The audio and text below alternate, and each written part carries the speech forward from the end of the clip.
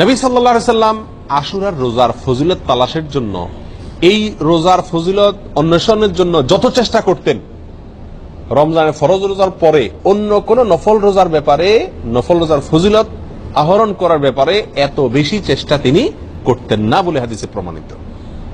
এক বর্ণনা আসছে, নবী সাল্লাল্লাহু আলাইহি সাল্লাম বলেছেন, আবু হুরায়রা রাদিয়াল্লাহু তাআলা বর্ণনা করেছেন হাদিসটি, যে নবী সাল্লাল্লাহু আলাইহি সাল্লাম ইরশাদ করেছেন, সিয়ামু ইয়াউমি আশুরা আহতাসিবু আলাল্লাহি আন ইউকাফিরা সানাতাল্লাতী ক্বাবলা। আশুরার দিনে যদি কেউ রোজা রাখে, আল্লাহর প্রতি আমার ধারণা হলো আল্লাহ তাআলা তার পিছনের 1 বছরের গুনাহ মাফ করে দিবেন।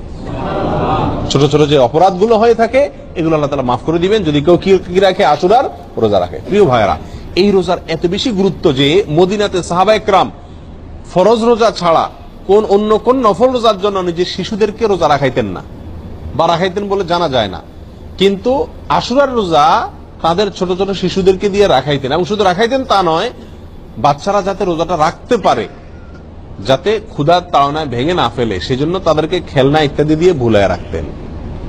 এইসব কিছু থেকে আশুরার রোজার গুরুত্ব একজন মুমিনের কাছে পরিষ্কার ভাবে ফুটে ওঠে। এই জন্য ভাই, মুহররমের 10 তারিখে আমরা কি রাখবো? ইনশাআল্লাহ রোজা রাখবো, আর তার সাথে 9 তারিখ মিলিয়ে রাখবো। বাংলাদেশে যারা আছেন তারা বাংলাদেশে আকাশে যেহেতু একদিন পরে চাঁদ দেখা যায়, সৌদি আরবের পরে, আমাদের ভৌগোলিক ভাবে আমাদের অবস্থানের কারণে একদিন পরে যেহেতু আমাদের আকাশে চাঁদ দেখা যায়, সেহেতু আমরা এদেশের একদিন পরেই সাধারণত কি রেখে থাকি, আপনার আশুরা রোজা রেখে থাকি। আল্লাহ তাআলা আমাদের সকল